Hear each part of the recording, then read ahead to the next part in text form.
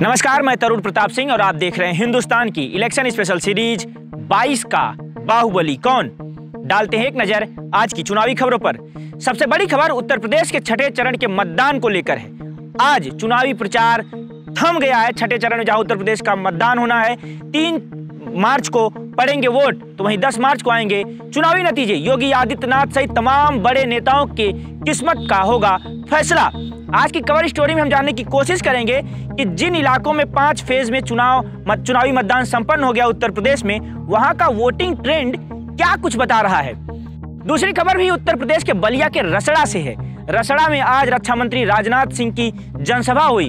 उन्होंने योगी और मोदी सरकार की तारीफ की। बोले केंद्र सरकार के फैसलों की वजह से देश का नाम दुनिया में बढ़ा है। तीसरी खबर ओम प्रकाश राजभर को लेकर है। आज उन्होंने योगी आदित्यनाथ पर पलटवार किया है। बोले कि चुनाव के बाद बुलडोजर पोकलैंड में बदल जाएगा। चौथी खबर चंद्रशेखर को लेकर है। चंद्रशेखर जो कि भीम आर्मी के मुखिया हैं, वो योगी आदित्यनाथ के खिलाफ गोरखपुर से चुनाव लड़ रहे हैं। आज उन्होंने गोरखपुर में अपनी ताकत दिखाई। रोड शो के जरिए चुनाव प्रचार के अंतिम दिन मांगा वोट। और पांचवी खबर प्रियंका गांधी को लेकर है। प्रियंका गांधी ने शिवरात्रि के दिन दर्शन पूजन किया, उसके बाद अपने प्रत्याशियों के लिए वोट मांगा। आज वो लाइन में लगकर उन्होंने दर्शन किया है। अब चलते हैं आज की कवर स्टोरी की तरफ। आज की कवर स्टोरी में हम चर्चा कर रहे हैं कि उत्तर प्रदेश में जिन 5 चरणों में मतदान संपन्न हो गया है, उन 5 चरणों के मतदान का ट्रेंड, यानी जो जिस तरह से वोटिंग हुई है, उससे क्या कुछ निकल कर आ रहा है। पहला चरण पश्चिम का चरण, जहां माना जा रहा था किसान आंदोलन और इन तमाम परिस्थितियों के बीच भाजपा को भारी नुकसान होगा, वहां वोटिंग को लेकर इस बार उतना उत्साह नहीं दिखा जितना पिछली बार था। दोनों के बीच अगर 2017 के विधानसभा चुनाव और 2022 के विधानसभा चुनाव, यानी इस मौजूदा विधानसभा चुनाव को देखें तो बहुत अंतर नहीं है, लगभग उतना ही मत प्रतिशत रहा है। हाँ, कैराना में जहां से पलायन का मुद्दा शुरू हुआ था 2017 में, वहां मत प्रतिशत काफी ज्यादा बढ़ा हुआ है। अब देखना होगा कि कैराना का नतीजा क्या कुछ होता है। वहां मृगांका सिंह चुनाव लड़ रही भारतीय जनता पार्टी से, तो वहीं समाजवादी पार्टी ने भी वहां अपना उम्मीदवार दिया है। अब देखना होगा कि वहां की परिस्थितियां क्या होती हैं। हालांकि इन तमाम इलाकों में किसान आंदोलन का प्रभाव देखा गया है। अब देखना होगा कि चुनावी परिणाम जब आते हैं 10 मार्च को, तो पहले फेज में जो वोटिंग ट्रेंड है, क्या कुछ उसमें बदलाव आता है या नहीं।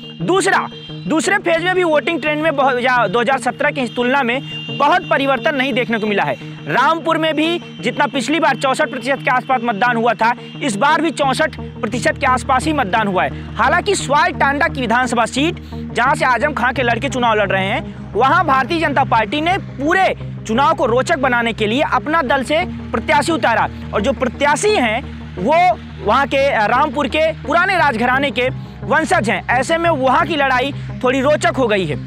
तीसरे चरण पर लौटते हैं। तीसरा चरण, इसे यादव लैंड या अखिलेश यादव और मुलायम सिंह यादव की राजनीति का गढ़ कहा जाता है। करहल में वोटिंग प्रतिशत पिछली बार से ज्यादा है। अब देखना होगा कि करहल में क्या कुछ चुनावी परिणाम होता है, जहां अखिलेश यादव खुद चुनाव लड़ रहे हैं। वहां हमने आपको एक स्टोरी भी की थी जिसमें बताया था कि कमरिया और घोसी, 2 जो गोत्र होते हैं यादव में, इसमें कहीं ना कहीं प्रतिद्वंदिता दिखी है ग्राउंड पे। अगर ये कुछ हुआ, क्या चुनावी नतीजे उनके विपरीत जाएंगे या जो भाजपा दावा कर रही है वो कुछ होगा, ये भी चुनाव परिणाम स्पष्ट कर देंगे। हालांकि यहाँ भी वोट प्रतिशत या जो मतदान हुआ जिस हिसाब से, उसमें बहुत अंतर नहीं देखा गया। चौथे और 5वें चरण में भी कमोबेश यही स्थिति रही है। बहुत मत प्रतिशत 2017 की तुलना में नहीं बदला है। अभी तक जो एक्सपर्ट्स माने, तो एक्सपर्ट का मानना है कि जो अगर कई बार जब ज्यादा प्रतिशत में वोट पड़ते हैं, तब सरकार के लिए माना जाता है एंटी इनकम्बेंसी ग्राउंड पे है। ऐसे में मत प्रतिशत ना बढ़ना किस ओर इशारा कर रहे हैं, ये सभी के लिए अभी एक बड़ा प्रश्न चिन्ह बना हुआ है, खासकर उत्तर प्रदेश में। क्या सरकार, योगी आदित्यनाथ अगर सरकार बचाने में कामयाब हो जाते हैं और फिर से सरकार बनाने में सफल होते हैं, तो कहीं ना कहीं ये इतिहास बनेगा। वहीं अगर एक बार फिर उत्तर प्रदेश की सत्ता बदलती है, तो वही पुराना ट्रेंड जो उत्तर प्रदेश की जनता पिछले 2 चुनाव में हमने देखा लगातार, जहां बसपा को पूर्ण बहुमत देने के बाद सपा को पूर्ण बहुमत मिली और सपा को पूर्ण बहुमत देने के बाद भाजपा को पूर्ण बहुमत दिया प्रदेश की जनता ने, वही ट्रेंड बरकरार रहता है। ये भी एक बड़ा सवाल है। तो ये एक बड़ा कॉम्प्लेक्स बन रहा है उत्तर प्रदेश की राजनीति में। देखना होगा कि चुनावी परिणाम क्या कुछ होते हैं और किसकी सत्ता बनती है उत्तर प्रदेश में। अब चलते हैं कल के सवाल की तरफ। कल हमने आपसे पूछा था कि जौनपुर के मल्हनी विधानसभा सीट से जो प्रत्याशी हैं धनंजय सिंह, वो किस पार्टी से चुनाव लड़ रहे हैं। तो जवाब है जदयू। अब आज का सवाल, आज का सवाल है कि अनुप्रिया पटेल जो कि अपना दल की मुखिया हैं, वो मौजूदा समय में कहां से सांसद हैं। जी हाँ, मैं सवाल दोहराता हूं, अनुप्रिया पटेल इस समय मौजूदा समय में कहां से सांसद हैं। अपना जवाब हमें कमेंट बॉक्स में लिखकर बताइए। कल फिर मिलेंगे, तब तक के लिए अपना ध्यान रखिए। नमस्कार।